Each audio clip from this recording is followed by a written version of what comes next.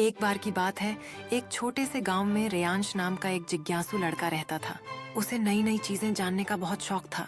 एक दिन वह अपने दादा के पुराने घर में खेल रहा था। वहाँ उसे एक पुरानी खराब सी दिखने वाली सीढ़ी मिली। सीढ़ी की रेलिंग पर अजीब अजीब से निशान थे और हर पायदान पर अंक लिखे हुए थे। रेयांश को यह सीढ़ी बहुत अजीब लगी।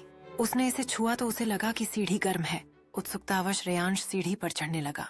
जैसे ही वह चढ़ता गया, उसे महसूस हुआ कि सीढ़ी के हर पायदान पर एक नई कहानी उसके सामने आ रही है। पहले पायदान पर चढ़ते ही वह खुद को एक खूबसूरत बगीचे में पाया। चारों ओर फूल खिले हुए थे और तितलियां उड़ रही थीं। दूसरे पायदान पर चढ़ते ही वह एक समुंदर के किनारे पर पहुंच गया। तीसरे पायदान पर चढ़ते ही वह एक महल में था। हर पायदान पर चढ़ने के साथ रेयांश एक नई दुनिया में जाता था।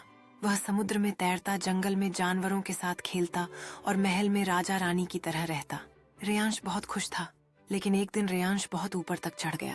जब वह सबसे ऊपर के पायदान पर पहुंचा तो उसने देखा कि वह एक अंधेरे कमरे में है। बुरी परी ने रेयांश को पकड़ लिया और कहा, तूने मेरी जादुई सीढ़ी का गलत इस्तेमाल किया है, अब तुझे सजा मिलेगी। रेयांश बहुत डर गया और उसने बुरी परी से माफी मांगी। तभी उसे याद आया कि उसके दादा ने उसे एक मंत्र सिखाया था। रेयांश ने वह मंत्र बोला और तुरंत ही वह अपने घर वापस आ गया। इस घटना के बाद रेयांश ने कभी भी उस जादुई सीढ़ी को नहीं छुआ। उसने सीखा कि जादुई चीजों का इस्तेमाल सावधानी से करना चाहिए। अब रेयांश जादू की शक्ति को समझता था और उसे सही तरीके से इस्तेमाल करने का महत्व जान गया था।